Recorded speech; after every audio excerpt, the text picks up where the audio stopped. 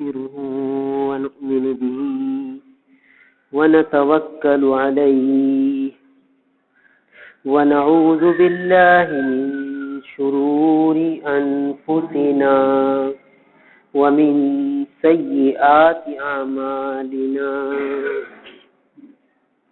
من يهده الله فلا مضل له ومن يضلله فلا هادي له ونشهد أن لا إله إلا الله وحده لا شريك له ونشهد أن سيدنا وسندنا ونبينا وحبيبنا وحبيب ربنا وطبيبنا ومولانا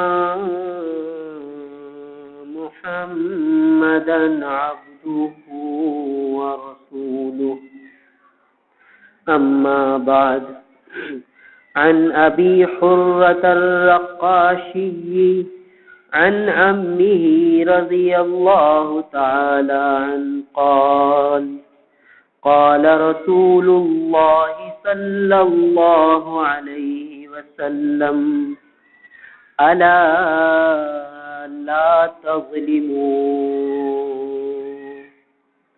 ألا لا يحل مال امرئ إلا بطيب نفس منه رواه البهقي والدارقطني عن جابر رضي الله تعالى عنه أن النبي صلى الله عليه وسلم مر وأصحابه بامرأة فذبحت لهم شأتا واتخذت لهم طعاما فأخذ لقمة فلم يستطع أن يسيغها فقال هذه شاة ذبحت بغير إذن أهلها فقالت المرأة يا رسول الله إنا لا نحتشم من آل معاذ نأخذ منهم ويأخذون منا رواه أحمد أو كما قال عليه الصلاة والسلام. میرے محترم بزرگ اور عزیز بھائی، احکامات معاشرت اور احکامات معاملات کا بیان چل رہا ہے اور بات چل رہی تھی کسی کی چیز کو ناحق لے لینا، اس کی رضامندی کے بغیر لے لینا، اس کی اجازت کے بغیر لے لینا. اس بارے میں نبی کریم صلی اللہ تعالی علیہ وسلم کے ارشادات چل رہے ہیں کہ کسی کی چیز کو بغیر اجازت لینا اس کا کیا حکم ہے اور یہ کس درجے کا گناہ ہے. تو پچھلے ہفتے یہ بات چلی تھی کہ اللہ کے رسول صلی اللہ علیہ وسلم نے فرمایا کہ کوئی کسی کی چھڑی اور لاٹھی بھی مذاق میں بھی نہ لے اور سنجیدگی میں بھی نہ لے اس کی اجازت کے بغیر. یہ تعلیمات تھی کہ چھوٹی سے چھوٹی چیز بھی اپنے بھائی کی اس کی اجازت کے بغیر نہ لی جائے، اس کی رضامندی کے بغیر نہ لی جائے. پھر یہ حدیث سامنے آئی تھی کہ اللہ کے رسول صلی اللہ علیہ وسلم نے ایک ضابطہ اور اصول بیان فرمایا. یہ جو آج کی روایت پڑھی گئی اس میں ایک اہم اصول ارشاد فرما دیا.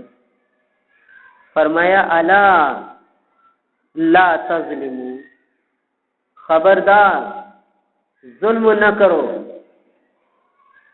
یہ چھوٹا سا جملہ ہے، خبردار لا تظلموا، تم ظلم نہ کرو. چھوٹا سا جملہ ہے مگر اپنے اندر بہت وسیع مفہوم رکھتا ہے. مسلمانوں کو تنبیہ کی جا رہی ہے.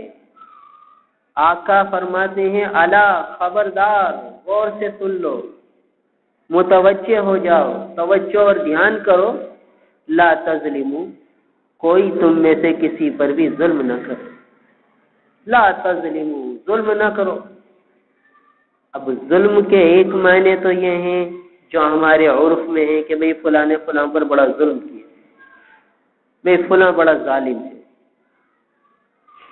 اور ایک معنی یہ ہے کہ وضع الشیء علی غیر محلہ، جو چیز جس جگہ رکھنی ہے وہ چیز وہاں نہ رکھی جائے، اس سے ہٹ کر جگہ پہ رکھی جائے، یہ ظلم ہے. وضع الشیء علی غیر محلہ فہو ظلم، کہ کسی چیز کو اس کی جگہ نہ رکھا جائے. جو کام جس وقت کرنے کا ہے وہ کام اس وقت نہ کیا جائے، یہ ظلم ہے. جو چیز جہاں رکھنی ہے وہاں نہ رکھی جائے، یہ ظلم. اب یہ چھوٹا سا فرمان ہے مگر یہ ہماری ساری زندگی کو محیط ہے. دیکھیے ظلم نہ کرو فرما دیا. اب سب سے پہلے تو یہ ہے کہ اپنے اوپر ظلم نہ کرو، اپنی ذات پہ ظلم نہ کرو. پھر اپنی اولاد پہ ظلم نہ کرو. پھر اپنے والدین پہ ظلم نہ کرو. پھر اپنی بیوی پہ ظلم نہ کرو. پھر اپنے رشتہ داروں اور پڑوسیوں پہ ظلم نہ کرو. اور اپنے دوست احباب جاننے پہچاننے والوں پر ظلم نہ کرو. اب یہ وسیع مفہوم ہے. اپنے اوپر ظلم کرنا کیا ہے؟ کون آدمی ایسا ہوگا جو اپنے اوپر ظلم کرتا ہوگا؟ کیونکہ ہر آدمی بڑے سے بڑا جو ظالم ہے وہ دوسرے پر تو ظلم کرے گا، اپنے پر تھوڑی کرے گا. مگر نہیں، ہم سب اپنے اوپر ظلم میں مبتلا ہیں. ہم سب ظالم ہیں، اپنے نفس پہ ظلم کرنے والے ہیں، اپنی جان پہ ظلم کرنے والے ہیں. ایک بزرگ تھے، وہ بہت رویا کرتے تھے، دن بھر روزہ رکھتے، رات بھر جاگتے، نوافل پڑھتے، قرآن پڑھتے، اور سوکھ کر کانٹا ہو گئے. تو کسی نے کہا کہ بھائی اپنے اوپر تم ظلم کیوں کرتے ہو؟ رحم کھاؤ، اپنے جان پر رحم کھاؤ. اپنے اوپر تم ایسا ظلم کرتے ہو. سمجھانے والے بھی بزرگ تھے اور جس کو سمجھایا جا رہا تھا وہ بھی اللہ کے نیک بندے تھے. تو فرمانے لگے کہ بھائی اس پر رحم کھانے کے لیے تو اس پر یہ عمل کر رہا ہوں تاکہ کل قیامت سے اس کو سزا نہ بھگتنی پڑے. یعنی اس کو راحت پہنچانے کے لیے، یعنی آخرت کی عیش اصل عیش ہے. لا عیش الا عیش الآخرہ، آخرت کی عیش اصل عیش ہے. دنیا کی زندگی کیا زندگی، دنیا کا عیش کیا عیش، دنیا کی راحت کیا راحت. تو فرمایا کہ بھئی اسی کے لیے تو سب کچھ کر رہا، اسی جسم کو راحت پہنچانے کے لیے ہی یہ کر رہا ہوں، تو میں ظلم نہیں کر رہا. خیر وہ ایک ان کی شان تھی. ہمیں تو اپنا جائزہ لینا ہے کہ ہم کیا کر رہے ہیں اپنے جسم کے ساتھ اور اپنی جانوں کے ساتھ. دیکھیے صبح ہم اٹھتے ہیں تو ہم میں سے کتنے ہیں جو فجر قضا کر دیتے ہیں؟ اب بتائیے کتنا بڑا ظلم کیا ہم نے اپنی جان پر. الا لا تظلموا، حضور تو فرماتے ہیں ظلم نہ کرو، نہ کسی پر کرو نہ اپنے اوپر کرو. اور ہم نے فجر چھوڑ دی، صبح اٹھ کر مزے سے قضا کر لی اور مطمئن بھی ہو گئے کہ بھی قضا تو کر رہے ہیں، کیا کریں، آنکھ نہیں کھلتی، مجبوری ہے، رات دیر سے سونا ہوتا ہے، لہذا مجبوری ہے. اپنی جان پر اتنا بڑا ہم نے ظلم کیا اور اس ظلم کا ہمیں احساس بھی نہیں کہ کتنا بڑا ہم نے اپنی جان پہ ظلم کیا. کتنا اب اس کو جہنم میں جلنا پڑے گا، کتنا اس کو سزائیں ملیں گی آخرت میں، اس کا کوئی احساس ہی نہیں. 10 بجے 9 بجے 8 بجے اپنی ترتیب اور معمول کے مطابق اٹھے اور اگلے کارروائی میں لگ گئے، اگلے کام کاج میں لگ گئے. تو کتنا بڑا ظلم ہو گیا ہم نے اپنی جان پہ کر لیا. آج ہمیں دوسروں کے ظلم تو یاد آتے ہیں کہ فلاں ظلم کر رہا ہے، فلاں ظلم کر رہا ہے. بھئی میں جو اپنے اوپر ظلم کر رہا ہوں وہ تو مجھے نظر ہی نہیں آ رہا کہ میں نے اپنے اوپر کتنا بڑا ظلم کیا. پھر صبح کا وقت تھا، اس وقت کو اللہ تعالیٰ کی کلام کی تلاوت میں لگانا تھا، مجھے اس کا وقت ہی نہ ملا. دکان پر آ کر اخبار تو پڑھ لیتا ہوں مگر دکان پر آ کر تلاوت کی مجھے ہمت ہی نہیں ہوتی. کیا کروں؟ اب یہ کتنا بڑا ظلم ہے اپنی ذات پر کہ جب تک گھاس نہیں آتا میں اخبار میں وہ ساری خبریں پڑھتا ہوں جس کا نہ مجھے کوئی دنیا کا فائدہ نہ آخرت کا فائدہ، ساری خبریں میں پڑھتا ہوں. اور بعض لوگ تو بیچارے اتنے شوقین ہوتے ہیں کہ رات کو خبر نامے میں خبریں سنیں گے، BBC سے خبریں سنیں گے، پھر وہی باتیں اخبار میں بھی پڑھیں گے. جب 2 جگہ سن لی وہ باتیں، اب تیسری جگہ پڑھ رہے. اب قرآن پڑھ لو، بھی کیا کریں، وقت نہیں ہوتا، مشغول زندگی ہو گئی ہے، اللہ غفور الرحیم ہے، بس بھائی کیا کریں، زندگی گزر رہی ہے. بس یہ کہہ کے تسلیاں دے دی اپنے آپ کو اور اپنی جان پر اتنا بڑا ظلم کیا کہ تلاوت کے لیے وقت نہ نکالا، اخبار پڑھنے کے لیے وقت نکال لیا. صبح آپ 11 بجے شاہ بازار کا ایک چکر لگائیں، کتنے دکاندار دکان کھول رہے ہیں اور وہ اخبار پڑھ، ملازم جھاڑو لگا رہے ہیں، کیا کچھ کر رہے ہیں، اور یہ صاحب جو ہے اخبار میں کے مطالعے میں لگے ہوئے اور قرآن کی تلاوت کا وقت ہی نہیں. یا کوئی قاری صاحب کو بلا لیں گے، وہ بیچارہ تلاوت کر لے گا. تو یہ کتنا بڑا ظلم ہے اپنے اوپر کہ ہم کلام الہی کو اہمیت ہی نہیں دیتے کہ روزانہ تلاوت کرنا کتنا ضروری ہے اور آخرت کی کتنی لازوال نعمتیں ہمیں دلانے والا ہے. دیکھیے زندگی کے جو دن گزر گئے اس کا ایک لمحہ واپس نہیں آ سکتا. جنہوں نے اس وقت میں تلاوت کر لی وہ تلاوت ان کے لیے آخرت کا ذخیرہ بن گئی. جنہوں نے نہیں کی کتنا نقصان کیا، کتنا بڑا اپنی ذات پہ ظلم کیا. دیکھیے چھوٹا سا جملہ ہے، الا لا تظلموا، ظلم نہ کرو، اور کتنا وسیع مفہوم ہے. پھر دکان پر آ گئے اور اب لین دین شروع ہوا. کسی کو جھوٹ بول رہے ہیں، کسی کو غلط فہمی میں مبتلا کر رہے ہیں، کسی کو غلط بات کہہ رہے ہیں، کوئی ہم پر اعتماد کر رہا ہے، اس کے اعتماد کے برخلاف ہم اپنے مفاد کو مقدم رکھ رہے ہیں، اس کے مفاد کو مؤخر کر رہے ہیں. وہ کہتا ہے یار کوئی اچھی سی ٹیوب دے دو، اچھی سی جو ہے ٹوتھ پیسٹ دے دو. اب جس میں مجھے نفع ہوگا میں وہ پیش کروں گا کہ بھائی یہ بہت اچھی، اور جس میں مجھے نفع کم ہوگا وہ اگرچہ سامنے والے کے فائدے کی ہوگی میں نہیں دوں گا. یہ کتنا بڑا ظلم ہے. ہمارے نبی کی تعلیم تو یہ تھی کہ ایثار کا جذبہ ہو مسلمان میں، اپنی خواہش پر کو دبائے اور دوسرے کی کو راحت پہنچائے. یہ مسلمان کا جذبہ تھا. آج دیکھ لیجئے مسلمانوں کے جذبے کیا ہو گئے. یہ یہود و نصارہ کی سازشیں ہیں جو مختلف انداز میں ہمارے سامنے آ رہی ہیں، جس میں اپنے مفاد کو مقدم کیا جاتا ہے اور سامنے والے کے مفاد کو دیکھا ہی نہیں جاتا. تو بہرحال اب دیکھیے یہ کتنا ظلم ہم روز اپنے اوپر کر جاتے ہیں. پھر اپنے لباس کو دیکھ لیں، کون سا لباس پہن کر ہم نکلے ہیں. ہمارے ٹخنے شلوار سے چھپے ہوئے ہیں یا کھلے ہوئے ہیں، شلوار ہماری ٹخنے سے اوپر ہے یا نیچے ہے، اس کو آدمی اہمیت ہی نہیں دیتا. حدیث پاک میں آتا ہے کہ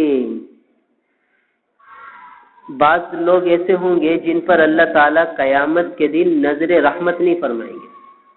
دیکھیے اللہ تعالیٰ جس دن ہر ایک کو اللہ تعالیٰ کی نظر رحمت کی ضرورت ہوگی، اس دن اللہ تعالیٰ اس پر نظر رحمت نہیں فرمائیں گے اور اس کی بخشش بھی نہیں ہوگی، حالانکہ محتاج بخشش ہوں گے، اور اسے دردناک عذاب دیا جائے گا. سخت عذاب دیا جائے۔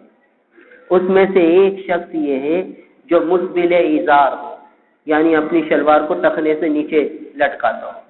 کتنا بڑا ظلم کر کے نکلے گھر سے، احساس بھی نہیں ہمیں کہ ہم کتنے بڑے ظالم اور اپنے اوپر ظلم کر کے جا رہے ہیں۔ ہم تو کہتے ہیں یار کیا کریں، یہ تو لباس ہے، اب کیا کریں گے، عجیب سی شرم سی محسوس ہوتی ہے، لوگ کیا سمجھیں گے، اور میں تکبر کی وجہ سے تھوڑی نیچے لٹکا رہا ہوں، بس میں نے ایسی شلوار نیچے تک بنا لی ہے، کیا ہو گیا، وہ تو تکبر ہوتا ہے تو منع ہے ورنہ تو نہیں ہے۔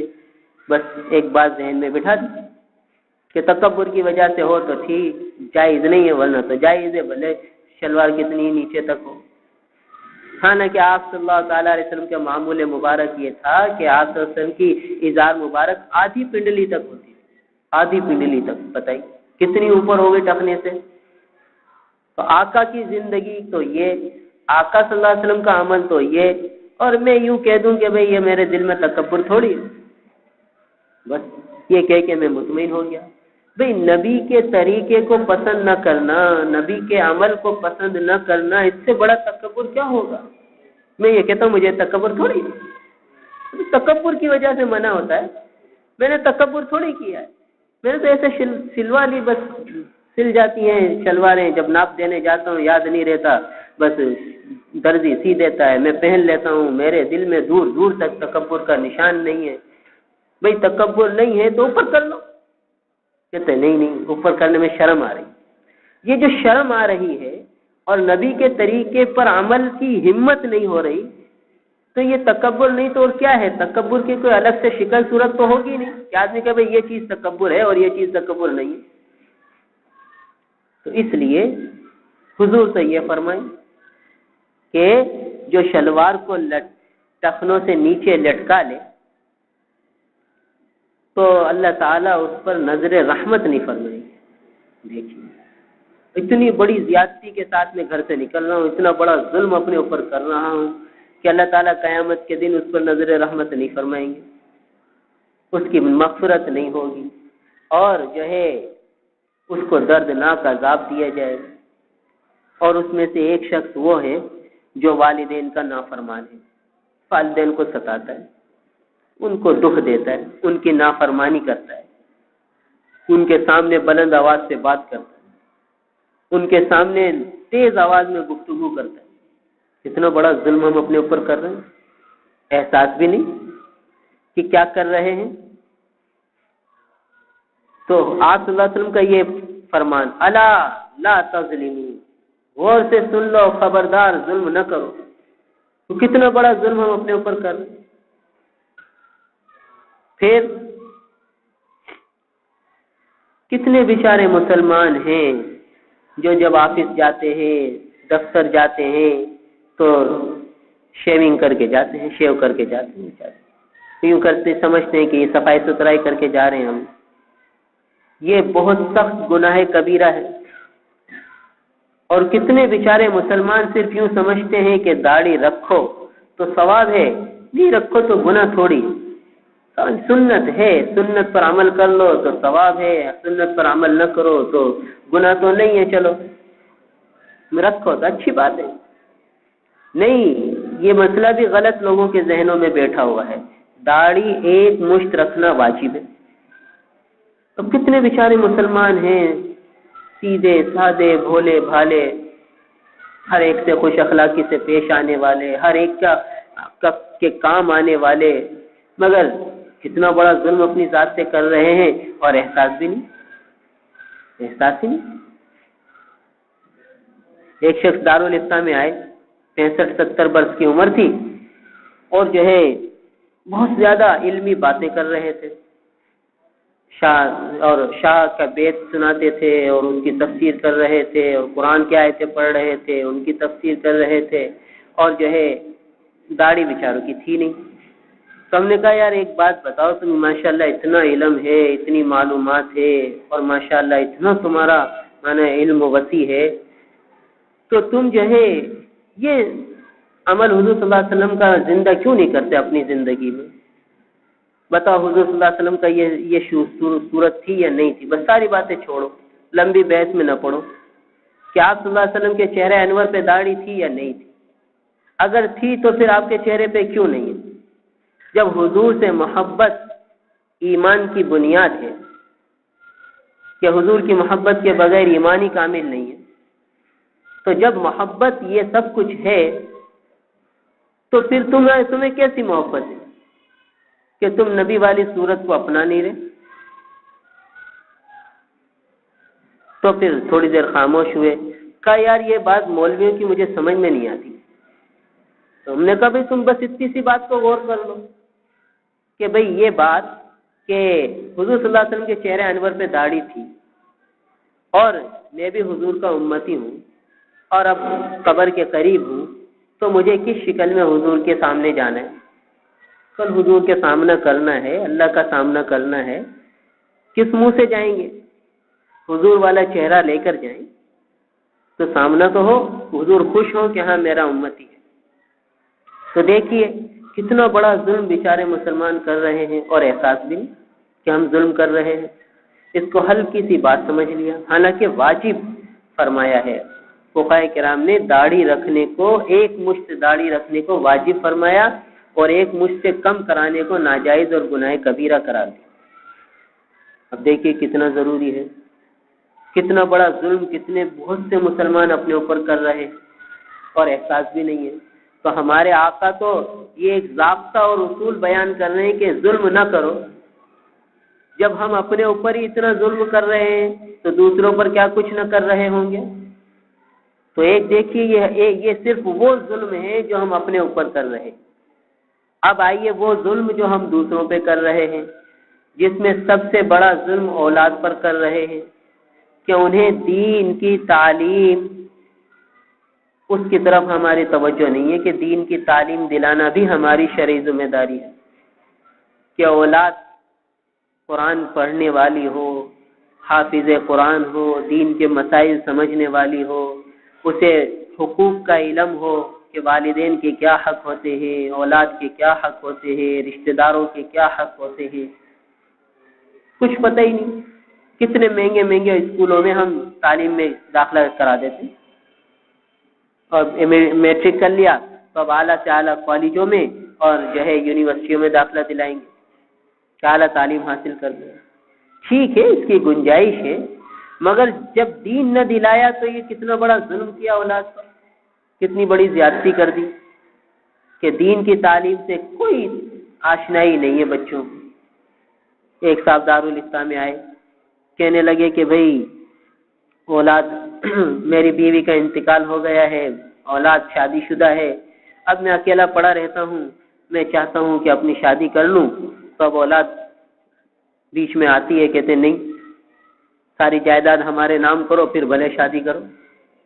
تو کہا میں نے کمائی ساری جائیداد، میں نے کمایا سب کچھ، باہر رہ کر میں نے بہت کچھ کمایا، اولاد کو آج پڑھایا لکھایا اور ساری اولاد اپنے پاؤں پہ کھڑی ہے، پھر بھی کہتی ہے کہ جو تمہارے پاس ہے وہ ہمیں دو، پھر شادی کرو ورنہ نہیں۔ اب میں شادی بھی نہیں کر سک رہا اور کہتے ہیں ہمیں ہمارا حق دے دو۔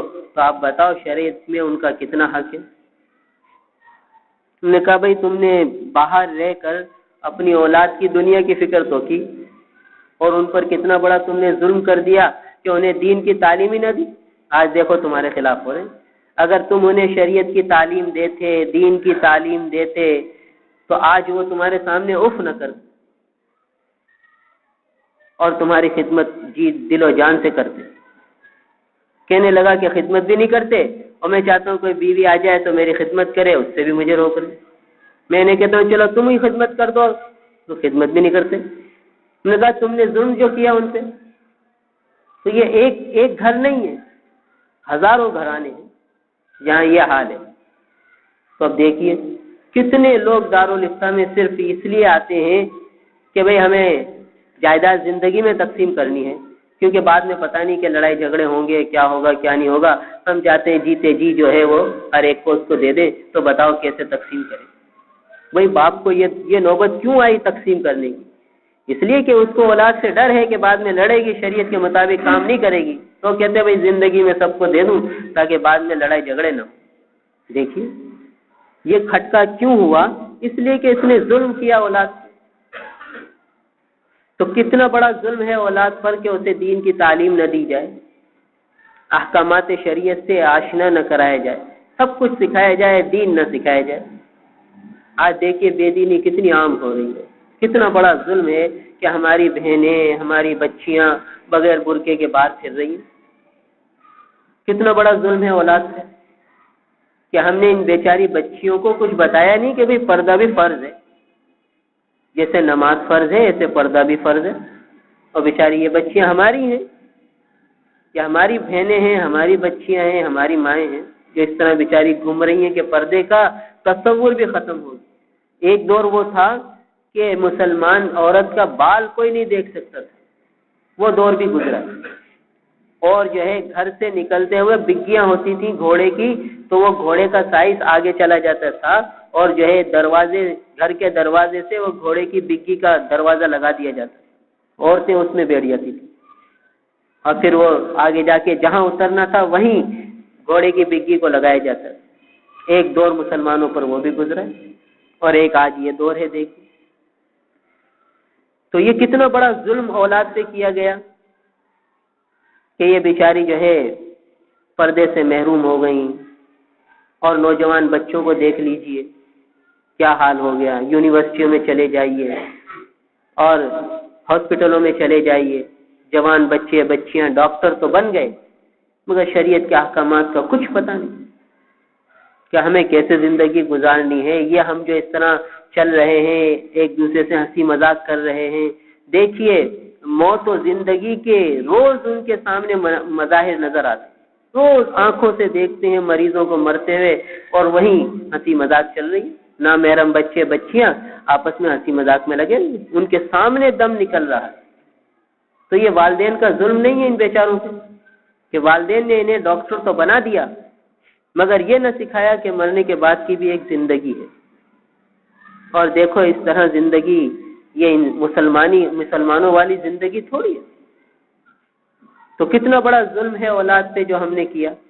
ہمارے آقا تو فرماتے ہیں کہ ظلم نہ کرو، کسی غیر پہ بھی نہ کرو۔ ہم تو اپنوں پہ کر رہے ہیں، اپنی سگی اولاد پہ کر رہے ہیں یہ ظلم اور زیادتیاں۔ تو ذرا غور کرنا ہے کہ کہاں کہاں ہم سے ظلم سرزد ہو رہا ہے، کیا کیا ہم کوتاہیاں کر رہے ہیں۔ پھر آ جائیے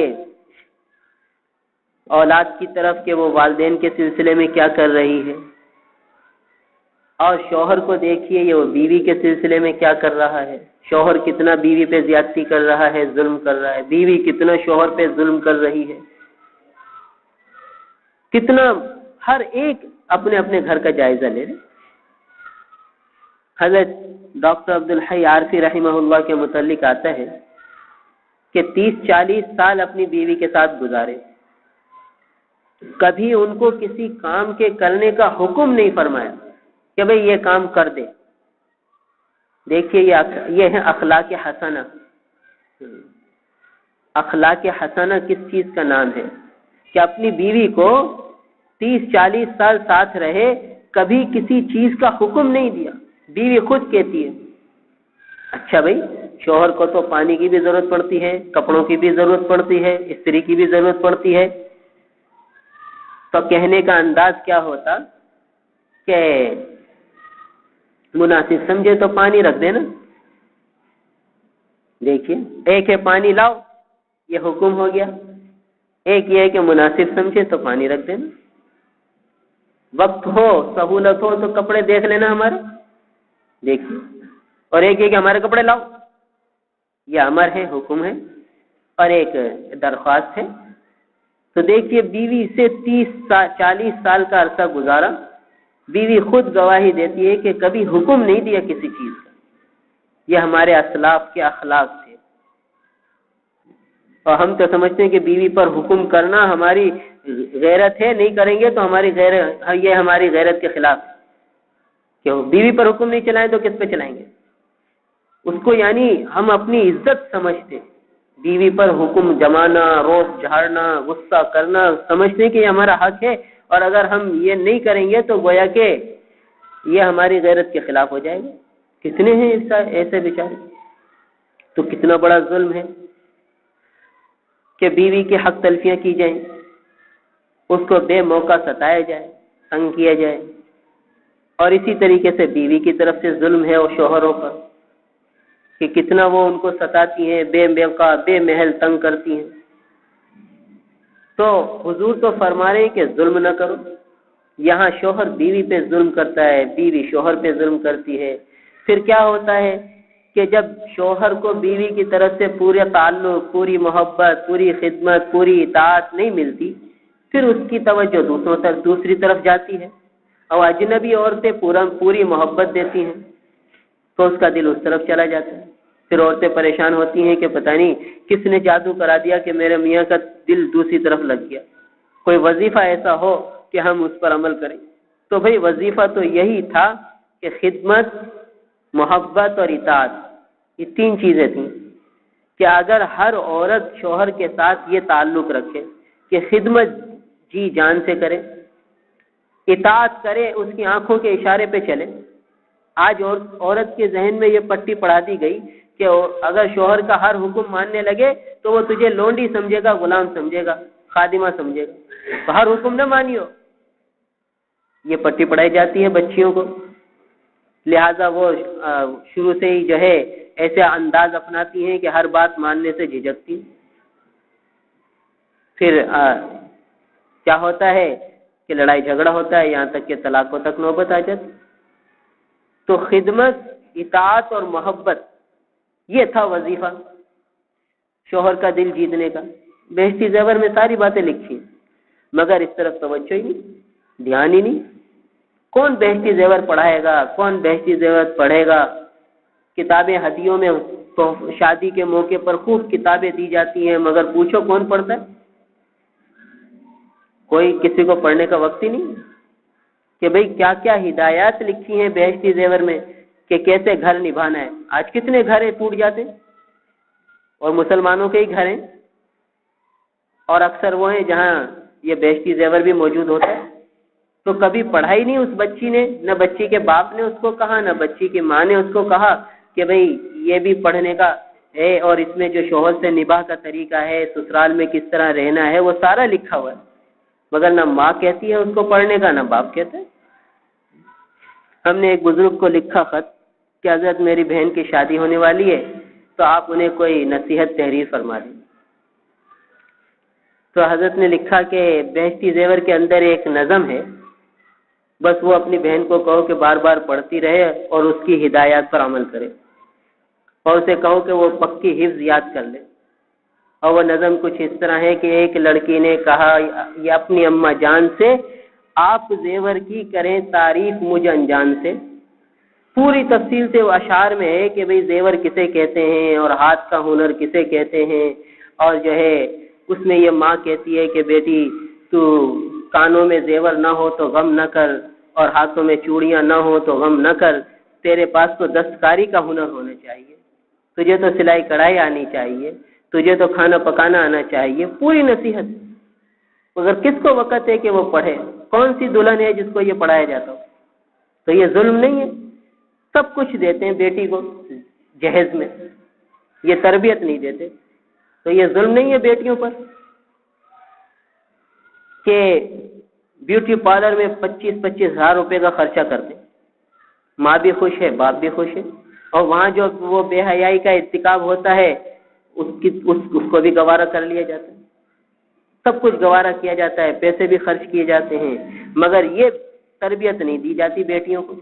لہذا جاتے کے ساتھ ہی پھر کیا اختلافات ہو جاتے ہیں. دیکھیے گھر کے گھر اجڑ رہے ہیں، معاشرے میں فساد پھیلا ہوا ہے. کیونکہ یہ ظلم ہم جو کر رہے ہیں، کتنا بڑا ظلم ہے اس بچی پر جس کو نہ ماں نے کچھ پڑھایا نہ باپ نے کچھ تربیت دی. ہاں دنیا بھر کی ہر چیز دی. غریب ہے تو زکاتیں لے کر دیتا ہے، اور مالدار ہے تو وہ جی بھر کے دیتا ہے.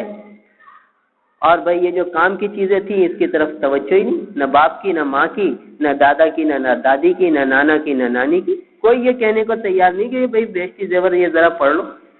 اور پہلے زمانے میں یہ بڑے اہتمام سے پڑھایا جاتا تھا. لہذا دیکھ لیجئے پہلے زمانے میں طلاقیں نہیں ہوتی تھی اور اب ہو رہی ہیں. وجہ یہ کہ ہم نے اپنی اولادوں پر ظلم کرنا شروع کر دیا.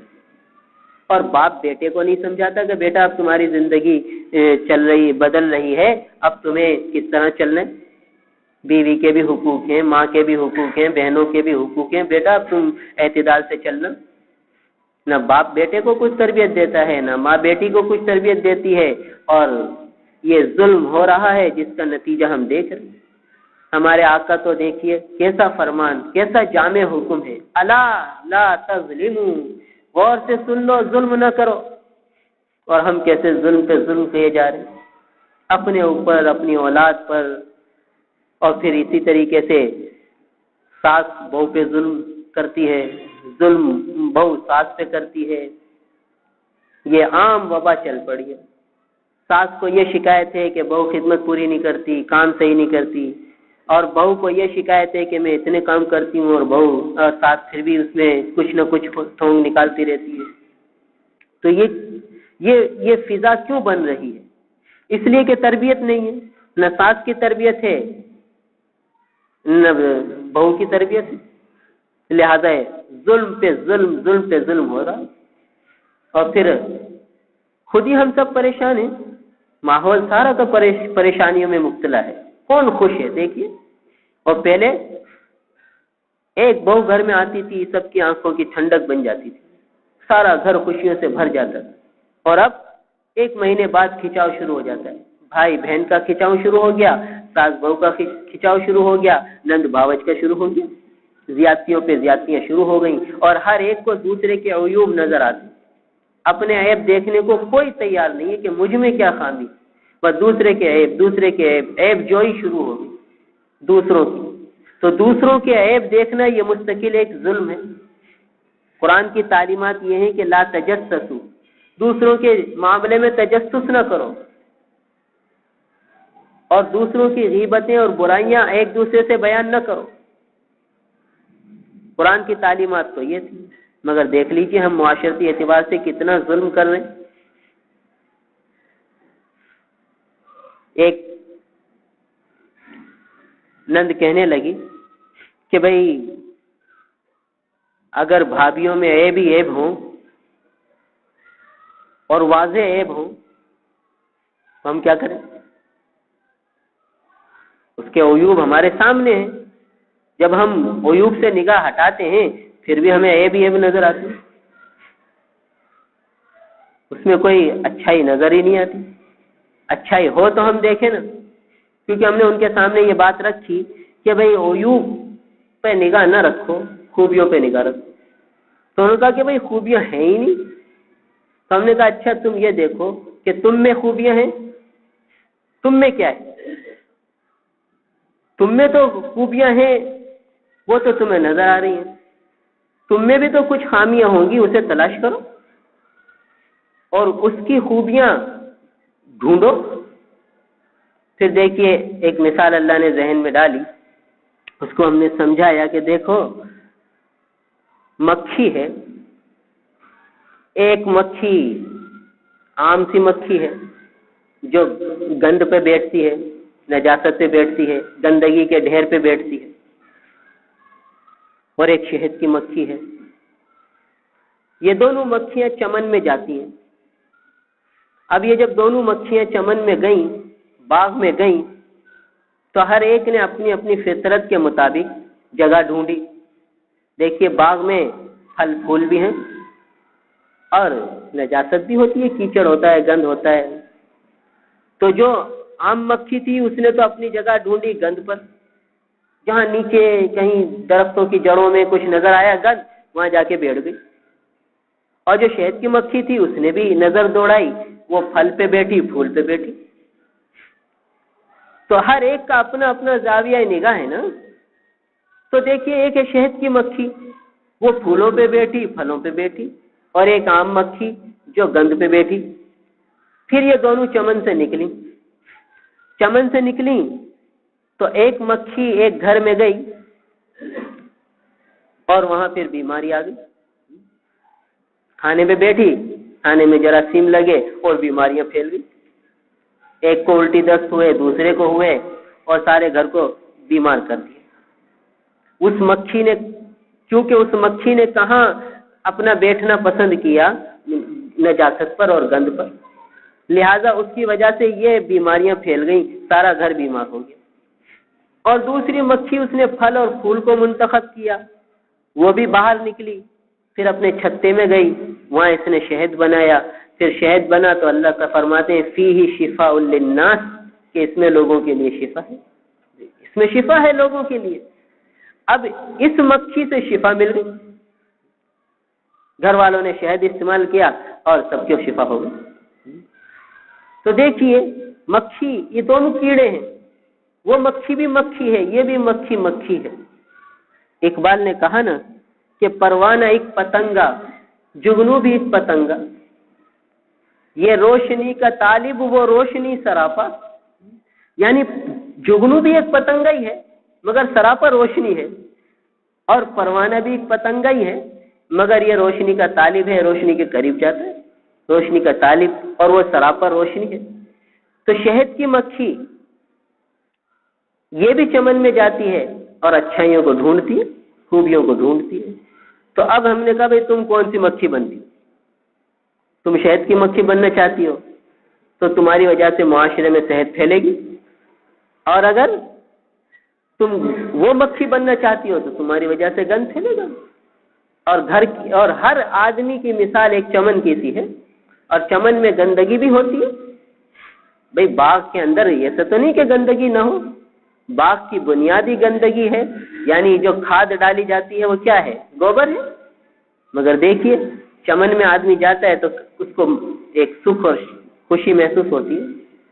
تو اسی طریقے سے اگر ہم میں سے ہر ایک دوسرے کے عیوب پہ نگاہ نہ ڈالے، خوبیوں پہ نگاہ ڈالے، کوشش کرتا رہے، تو پھر خیر ہی خیر وجود میں آئی۔ ایک بزرگ کا قصہ لکھا ہے کہ ایک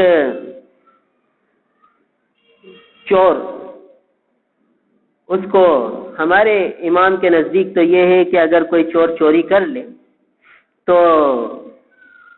اس کا الٹا ہاتھ کاٹ دو، پھر چوری کرے تو سیدھا پاؤں کاٹ دو، پھر چوری کرے تو اب جیل میں ڈال دو یہاں تک کہ وہ توبہ کر لے، بس۔ مگر دوسرے ائمہ کے نزدیک یہ ہے کہ تیسری بار چوری کرے تو پھر ایک اور ہاتھ کاٹ دو، چوتھی بار پھر چوری کرے تو چوتھا پاؤں کاٹ دو، پھر چوری کرے تو اب اسے سولی پہ لٹکا دو، یعنی اب اس کو زندہ رہنے کا حق نہیں ہے، اسے 4 موقع ملے پھر بھی یہ چوری سے باز ہی نہیں آتا۔ تو اس علاقے میں یہی رواج تھا کہ چور اگر چوری کرے تو پھر اسے آخر میں سولی پہ لٹکا دو۔ تو 4 مرتبہ اس نے چوری کی اور چاروں ہاتھ پاؤں کٹ گئے، 5ویں دفعہ چوری کی تو اسے سولی پہ لٹکا دیا۔ تو ایک بزرگ وہاں سے گزرے، دیکھا کہ بھئی چور عبرت کے لیے لٹکائے رکھتے تھے تاکہ دوسرے لوگ عبرت حاصل کریں، تو وہ گئے اور اس کے پاؤں پر ہاتھ لگا کے بوسہ لیا اور چوم لیا۔ ان لوگوں نے کہا حضرت یہ آپ نے کیا عمل کیا؟ یہ عادی چور جس کی زندگی چوری میں گزری، یہاں تک کہ قاضی کو آخر اسے جان سے مارنا پڑا، اس عادی چور کا آپ نے بوسہ لیا، اس کے پاؤں کا، یہ آپ نے کیا عمل کیا؟ تو ان بزرگ نے فرمایا کہ بھائی بات یہ ہے کہ جہاں اس میں یہ خامی تھی وہاں یہ خوبی یہ تھی کہ یہ اس میں استقامت تھی، کہ جس کام میں یہ لگا اس کو آخر دم تک چھوڑا نہیں، یہ اس کی خوبی تھی، استقامت۔ کیا ہی اچھا ہوتا کہ نیکی پر ڈٹ جاتا، مگر اس نے برائی پہ ڈٹنا پسند کیا، مگر اس میں یہ خوبی تو تھی نا کہ جو کام کا کرتا تھا اس کا دھنی تھا، پکا اس پہ جمتا تھا، چھوڑتا نہیں تھا، تو یہ اس کی ایک خوبی تھی، تو میں نے اس کی خوبی کو بوسہ دیا، اس کی استقامت کو بوسہ دیا۔ تو دیکھیے جو چور مجموعہ عیوب تھا اس نے بھی خیر ڈھونڈ لی، یہ ہے زاویہ نگاہ کا بدلنا۔ تو اگر آج ہم اپنے معاشرے میں یہ چیز لے آئیں کہ ہم میں سے ہر ایک دوسرے کی خوبیوں کو دیکھنے لگ جائے، اپنی خامیوں کو دیکھنے لگ جائے، تو بہت سے فتنے فساد ختم ہو سکتے ہیں، بہت سا ظلم معاشرے سے ختم ہو سکتا ہے، اپنی ذات سے بھی ظلم ختم ہو سکتا ہے اور دوسروں پر بھی ظلم ختم ہو سکتا ہے۔ تو آقا صلی اللہ علیہ وسلم کا یہ فرمان دیکھیے کتنا وسیع ہے، الا لا تظلموا، خبردار غور سے سنو، کوئی ظلم نہ کرے، کوئی کسی پہ زیادتی نہ کرے۔ تو لہذا یہ وسیع مفہوم اپنے اندر رکھتا ہے۔ پھر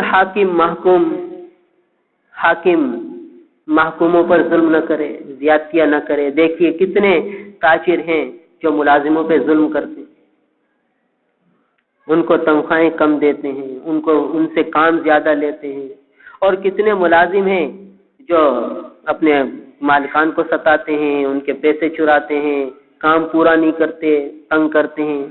تو دیکھیے ملازم جو ہے وہ مالک دکان پر زیادتی کرتا ہے، مالک دکان ملازموں پہ زیادتی کرتا ہے، یہ ظلم ہی ظلم ہے۔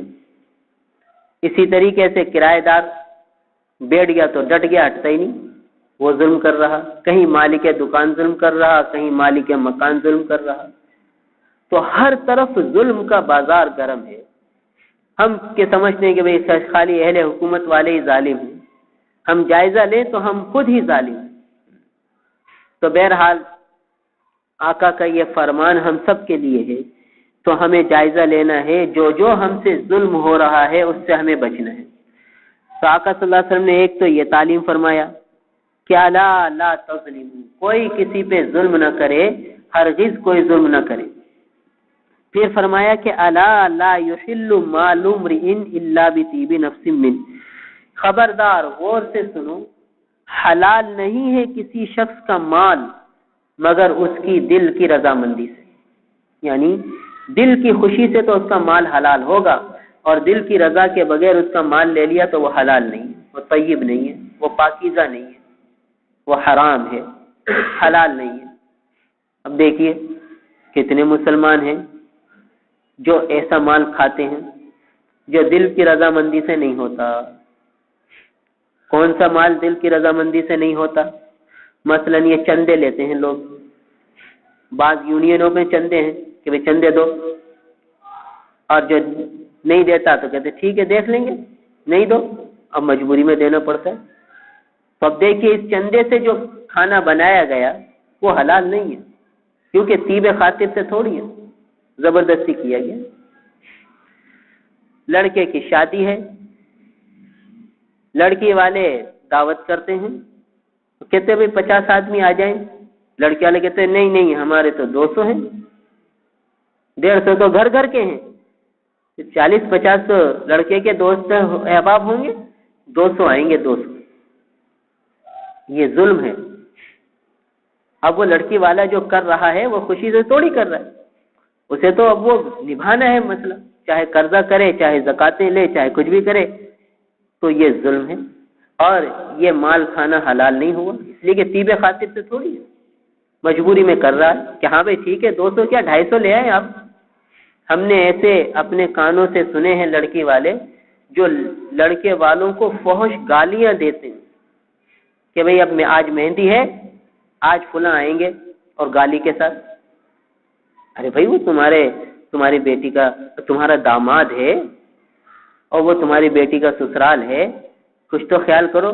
وہ کہتے ہیں اتنا خرچہ کرا رہے ہیں، اب بتاؤ کیسے حلال ہوگا ان کے لیے کھانا؟ چاہے وہ سامنے تو بڑے خوشی سے کہتا ہے کہ نہیں 40 کیا 100 آدمی آ جائیں کوئی حرج نہیں، مگر وہ دل کی خوشی تھوڑی ہے۔ ایسے ہی بہت سی جگہ 30 اور 40واں وہ بھی دل کی خوشی سے نہیں کیا جاتا، وہ لوگوں کو تانوں سے بچنے کے لیے کیا جاتا ہے۔ وہ کتنے لوگ ہیں بیچارے کھا کے آ جاتے ہیں۔ آقا کی تعلیم دیکھیے کہ حلال نہیں ہے کسی کا مال مگر اس کی طیب خاطر سے، اس کی دل کی خوشی سے۔ اور دل کی خوشی کا دیکھیے عالم کیا ہے، ہمارے پاس آتے ہیں لوگ، یہ کوئی فرضی باتیں نہیں ہیں۔ ایک صاحب آئے، انہوں نے کہا کہ بھئی میری بھاوج نے مجھے قصہ سنایا، میرے بھائی کا انتقال ہو گیا، تو دوسرے دن تیجا کیا، 6-8 دیگیں آئیں، 6-8 دیگیں آئیں، تو جو میری بھابھی بیوہ ہوئی تھی دن میں ساری نمٹ گئی، تو رات کو عصر کے وقت، شام کے وقت، عصر مغرب کے وقت وہ بیوہ بھاوج جو ہے میری بیوی سے کہنے لگی، یعنی اپنی بھابھی دیورانی سے یا جیٹھانی سے کہنے لگی کہ بھئی مجھے بہت بھوک لگی ہے، اور جو ہے میرے تو میاں کا بھی انتقال ہو گیا، تو میرے کو کسی نے کھانے کا بھی نہیں پوچھا، اور جو ہے بڑی بھوک کی شدت ہے، تیرے گھر میں کوئی روٹی ووٹی ہو تو لینا۔ برابر میں گھر تھا، وہ بیچاری تازہ روٹی گرم کر کے اپنی بھاوج کو دے کر آئی، 6-8 دیگیں اس کے گھر میں سب کھا گئے۔ اور جس کے لیے تھا اس کو کسی نے نہیں کھلایا، اس کو پوچھا تک نہیں، اور وہ بیچاری بھوک سے مجبور ہو کر اپنی بھاوج کو کہتی ہے کہ تیرے گھر میں روٹی ہو تو دے دینا۔ یہ قصہ خود ہمیں ایک صاحب نے اپنا سنا ہے، بتائیے کہ لوگ کہتے ہیں نہیں نہیں بھائی یہ تو چلو کیا ہو گیا، کھا لو بھائی، یہ تو اب اس کی دل جوئی بھی تو ہے، صاحب خانہ کی دل جوئی کے لیے کھا لو۔ کیسے کھا لیں؟ آقا کی تعلیم تو یہ ہے کہ کسی کا مال اس کی دل کی رضامندی کے بغیر حلال ہی نہیں۔ کتنے لوگ ہیں زبردستی مٹھائی منگاتے ہیں کسی سے کہ بیٹے کی ولادت ہوئی، لا بھائی مٹھائی لا، اب وہ بیچارے کو ایک تو ولادت کے خرچے ہوئے، اوپر سے اس کو اوپر مٹھائی ڈال دی، اور کہیں تو وہ خوشی سے کھلائے گا، کہیں وہ دل کی مجبوری سے کھلائے گا کہ یار نہیں کھلاؤں گا تو یہ کیا کہیں گے۔ تو اس طرح کسی کا مال اس کی دل کی رضامندی کے بغیر کھا لینا یہ حلال ہی نہیں ہے، ہمارے آقا کی تعلیم ہے، اور یہ آج کتنا عام ہے۔ تو کتنی دعوتیں ایسی ہیں جو صرف ناموری کے لیے کی جاتی ہیں، مجبوری میں کی جاتی ہیں، دکھلاوے کے لیے کی جاتی ہیں، وسعت اور گنجائش نہ ہونے کے باوجود کی جاتی ہیں۔ تو جب گنجائش اور وسعت نہیں ہے پھر بھی کی جا رہی ہیں تو بتائیے وہ کھانا کیسے حلال ہوگا؟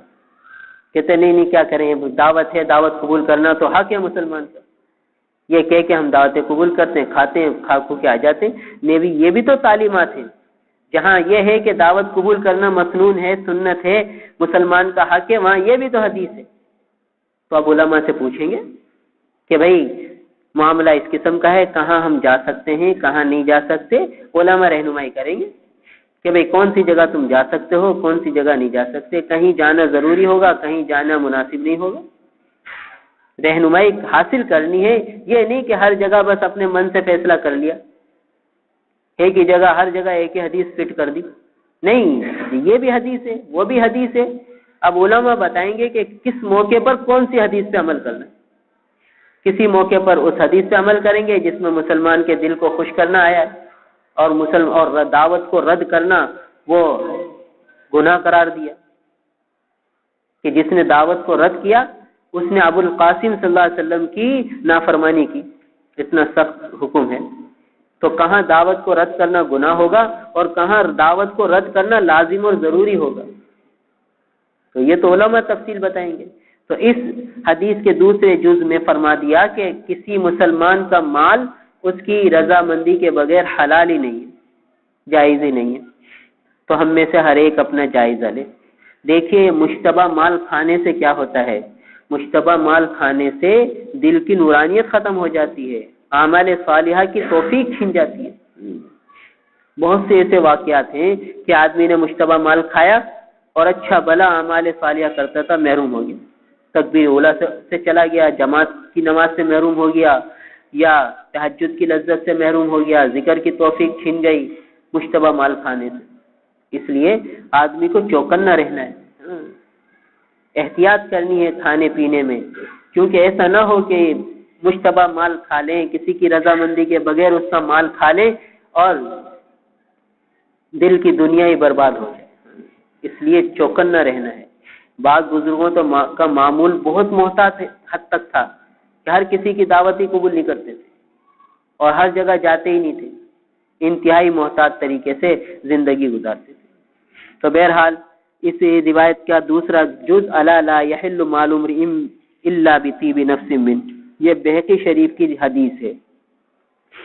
اور اگلی روایت حضرت جابر رضی اللہ تعالیٰ عنہ سے ہے کہ نبی صلی اللہ تعالیٰ علیہ وسلم گزرے اور ان کے صحابہ گزرے ایک عورت کے پاس، اس کے گھر کے قریب سے، تو اس نے دعوت کر دی کہ ہماری دعوت قبول کر لو۔ فذبحت لهم شاة، اس عورت نے اللہ کے رسول صلی اللہ علیہ وسلم کے لیے اور صحابہ کے لیے ایک بکری ذبح کری۔ دیکھیے کیسا سادہ زمانہ تھا، جو دستیاب ہے بس وہ، پہلے سے کوئی دعوت نہیں تھی، وہاں سے گزر رہے تھے تو اس نے درخواست پیش کر دی کہ بھئی ہمارے گھر دعوت کھا لو، آ گئے دعوت کھا لی۔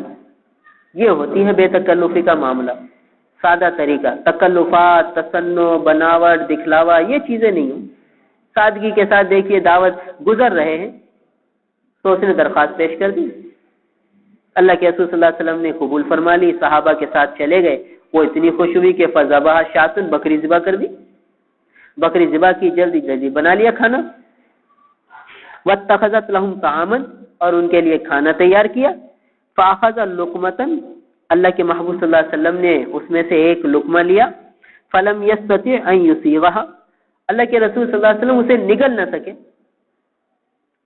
حلق میں وہ نوالا اترا ہی نہیں، نکال دیا آپ صلی اللہ علیہ وسلم نے، اور فرمایا فقال هذه شاة ذبحت بغیر اذن اهلها، کہ بھائی یہ بکری تو مالک کی اجازت کے بغیر ذبح کی گئی ہے، آقا کی حلق مبارک سے اتری نہیں وہ۔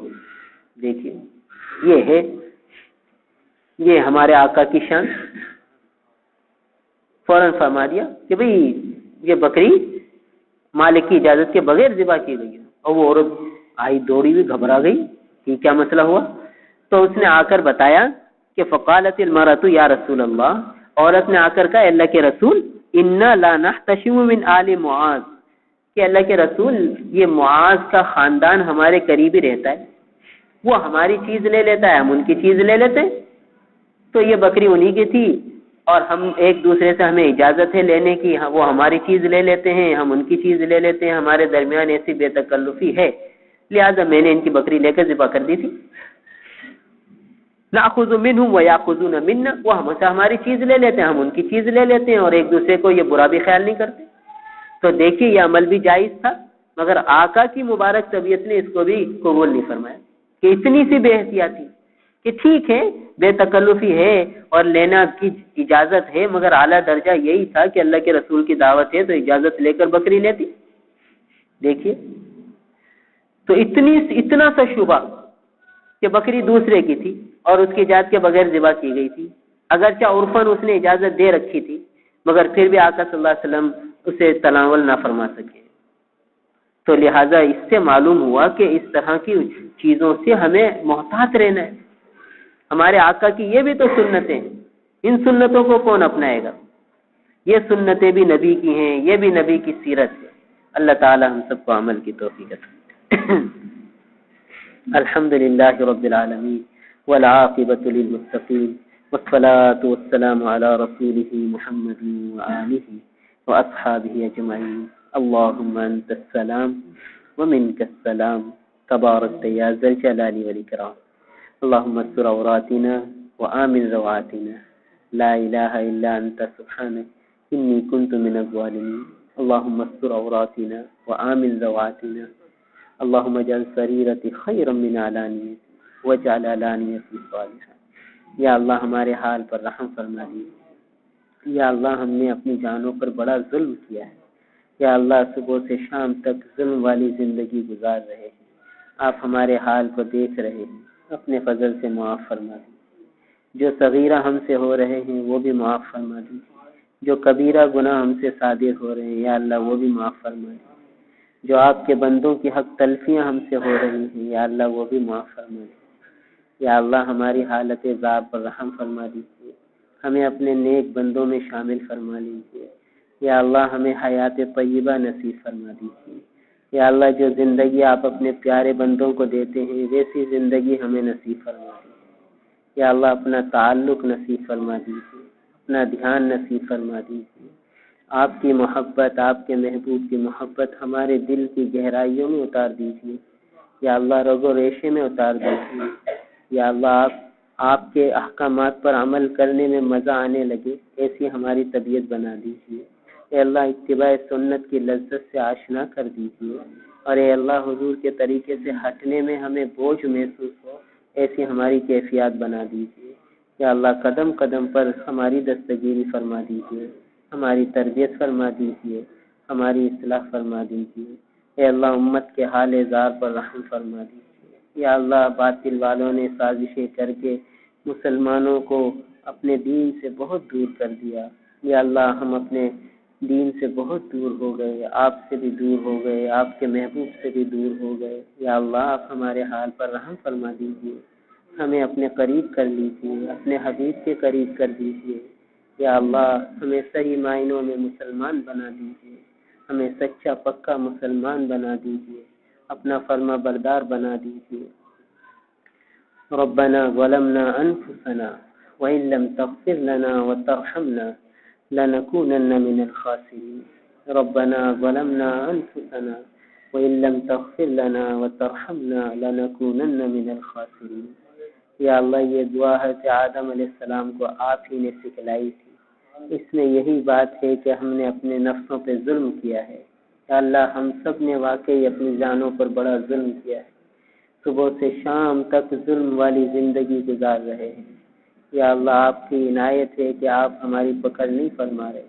یا اللہ جس طرح دنیا میں ستاری فرمائی ہے آخرت میں بھی ستاری فرما دی، ہمیں اپنی دامن رحمت میں لے لیجیے۔ یا اللہ ہماری ستاری فرما دیجیے۔ یا اللہ قدم قدم پر ہماری دستگیری فرما دیجیے، ہمیں نفس و شیطان کے حوالے نہ کیجیے۔ اللهم إنا نسألك العفو والعافية في الدين والدنيا والآخرة. اللهم إنا نسألك العافية ونسألك دوام العافية ونسألك تمام العافية ونسألك الشكر على العافية.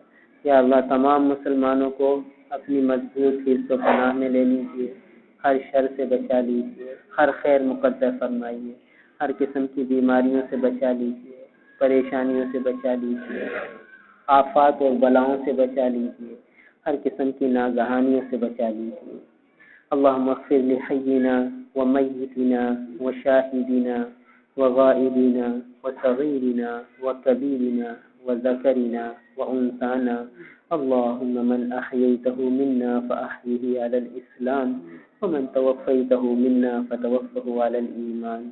اللہم هذا الدعاء وعلیک الاجابہ وهذا الجهد وعليك التكلان، ربنا تقبل منا إنك أنت السميع العليم وتب علينا إنك أنت التواب الرحيم، وصلى الله تعالى على خير خلقه محمد وآله وأصحابه أجمعين، آمين برحمتك يا